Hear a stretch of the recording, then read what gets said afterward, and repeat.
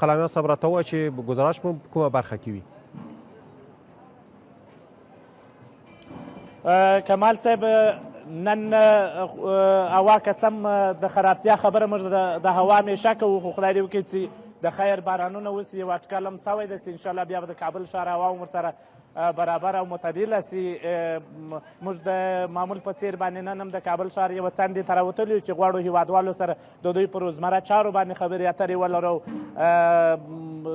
داسې سهار وختي راوځي او تر څه وخته پورې دلې وي، که څه وار په وار هوا سړیږي، نو هیله دا ده چې تاسې هم له موږ سره ملتیا وکړئ. ډېره مننه قلمیار صاحب، تاسو ته په چارو کې بریا وغواړو.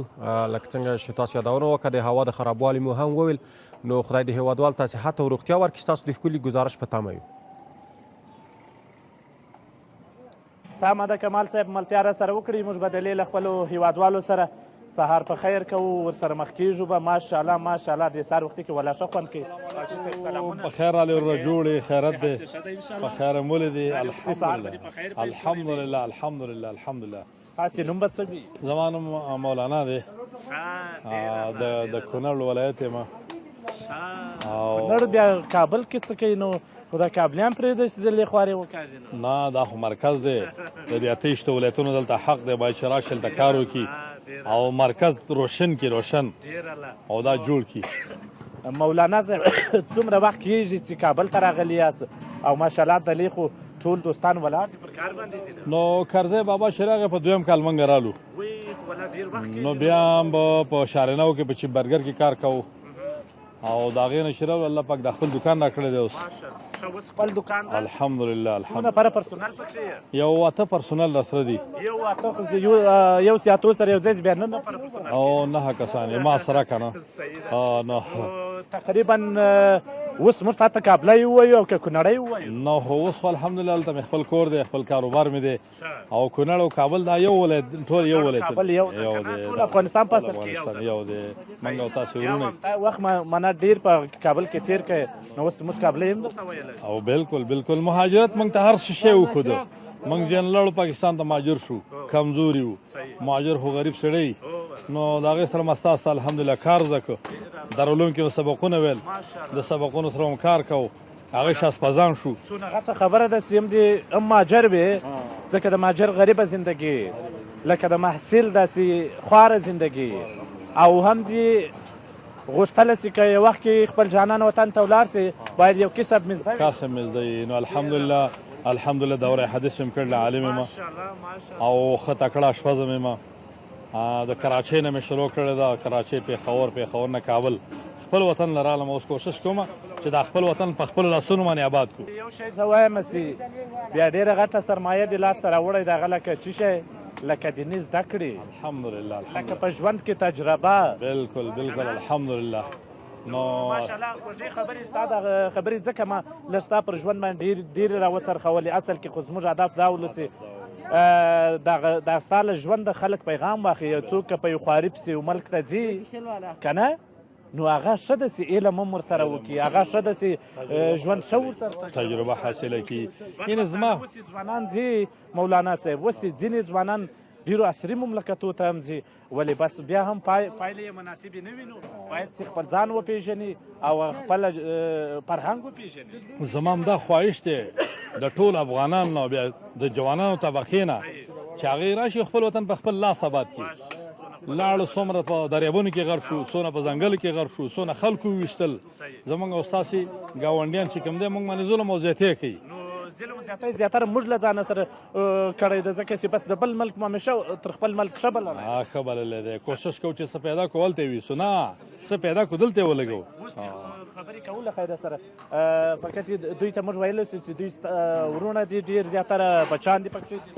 نو دا مې ورور دی او یو څلور مې بچیان دي او دا نور ماما او خورې دا خلک مې له جمع کړي دي او تقریبا 15 کاله تجربه زه په اشپزۍ کې لرم.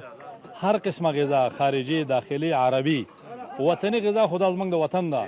منتو، شینواري، کړۍ، دا شین الحمدلله ټول مې زده دي.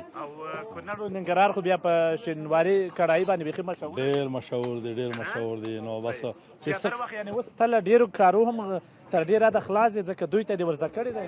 نو زه یې نګراني کوم او کارونه خو دې کوي، لکه زما زده دي کوم کار چې دوی نشي کولی هغه به زه خپله مخکې وړم یا کېدو اشتباه وکړي کارڅونه بیا درته وایي ولا هسې او داسې هغه اصلي علت یې تا ته معلومېږي هماغه ماته معلومېږي بالکل اوس دا مې ورور دی زه سره وغږېږه څنګه ښه صحت دی ښه دی جار دې سم ولا دا ستاسې مشر ورور دی دا مولانا ماشاءالله څونه خوږې او تجربهناک خبرې لري نو انشاءالله انشاءالله ستا نوم څه دی رحمت ولی رحمت ولی ماشاءالله موږ ته دې کار کې ستا ته استاد ویلی سو که دا ټوله سر شاګردي کوي بس استاد یې موږ د ماشوموالي نه استادان څومره وخت کېږي چې خپله دا مسلک مخته وړي 15 کاله کېږي 15 بیا څو کېږي بیا خو تقریبا ډېر کېږي نو 15 پورې به کېږي غالب نو څه شی څه شی پخوئ دا هېوادوالو ته ووایه که دې سیمې ته راځي بیا به راځي سهار نشه بدلې کوي څلور قسمه پراټې یو ساده املیټدار یې تخمدار یې قیماقدار یې پکې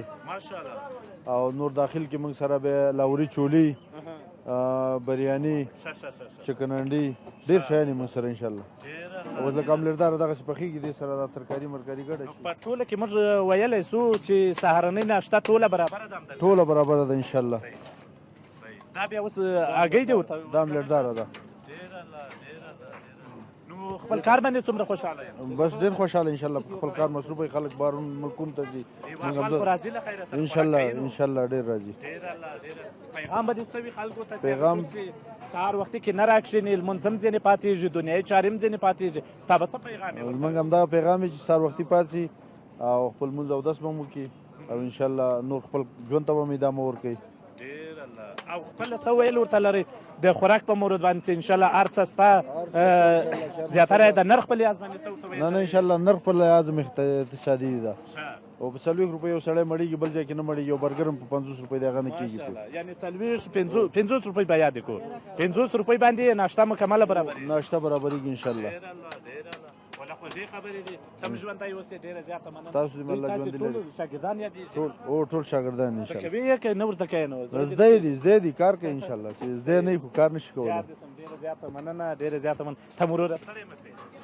انشاءالله ستا نوم څه دی حبیب الله ماشاءالله تا تعلیم نه ده کړی بس یوازې همدغه غریبي کوي نو زمینه برابره سي به تعلیم به هم وکړي که نه تعلیم به هم وکړو د خیره ډېر الله ډېر الله څومره وخت کېږي دوی سره اوسېږي بس دا 2-3 کاله کېږي درېغ بیا 50 ونو بس دا 3 کاله کېږي 3 کاله به حساب کړو نو انشاءالله خوشحاله خو یې ورسره او الحمدلله خوشحاله ورسره د دوی څه کېږي د مخکې سي خورۍ م د دوی او بیا نو همغه خبره ده وایي ماما دی خورۍ دی بس انشاءالله چې ډېر به پیشرو نه درکوي ځکه ورباندې ګران به یې نو که نه ورباندې ګران یم سجار دې سمه ډېره زیاته مننه ژوندی اوسې ماشاءالله ماشاءالله دوستان دغه ډېر دی چې بس صبحتان بخیر آج بزرگوار خوب است انشالله باشه که 1-2 دقیقه در پالویتان بشینم خفه خو نمیشی مهمان ما باشین بخیر شیر پراتا نامتان نام حاتم خان ماشاءالله ماشاءالله صبحانه همیشه وقت همیشه میای کدام چیزی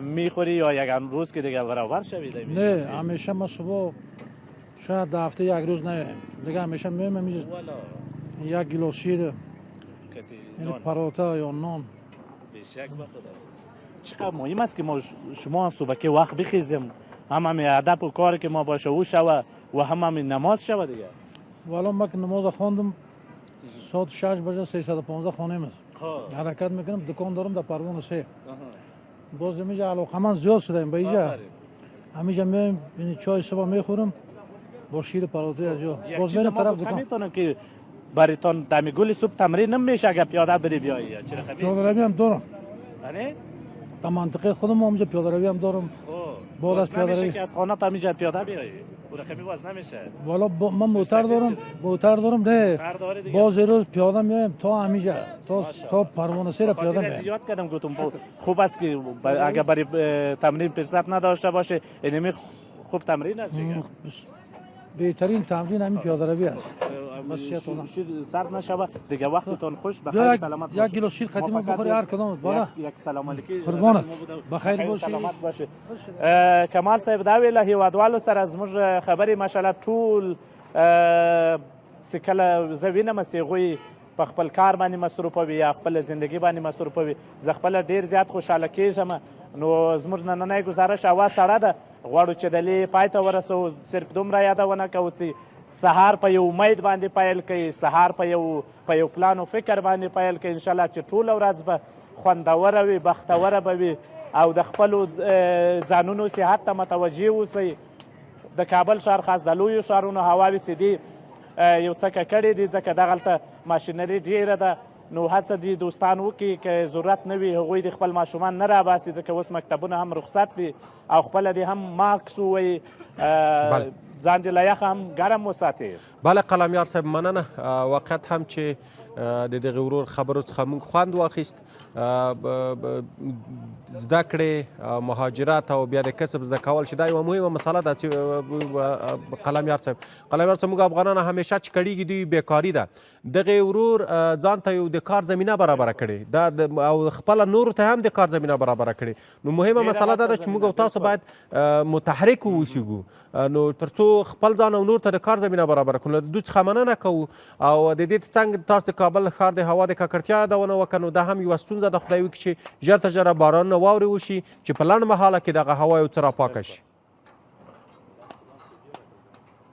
بلکل کمال صاحب، زموږ د دې ننني راپور څخه هدف دا و چې دغه حاجي صاحب د ځان په شمول د خپل فامیل په شمول ګڼو نورو کورنیو ته هم د کار زمینه برابره کړې ده. هدف دا شی ده چې موږ ټولو ته به صرافي، موږ ټولو ته به دواخانه، غټ رستورانت دا نه پیدا کېږي، نه به رسېږي. ولې دا مهمه ده چې موږ تاسې هسې په یو کار باندې مصروف واوسېږو، بیا انشاءالله چې ستونزه به هواره وي. نو زموږ نننی ګزارش له کومه ځای چې مو کمال صاحب را پیل کړی و، غواړم چې همدغلته یې بېرته له دې ګرمه ځای څخه پای ته ورسوم. دغلته چرګان دغه کېږي، پخېږي، موږ به څه ځان ګرم کړو. ډېره مننه قلمیار صاحب، تاسو ته په چارو کې بریا وي. خدای وکړي چې ټول هیوادوال په خپلو کارونو کې مصروف واوسیږي. نو مننه، ژوندی اوسئ.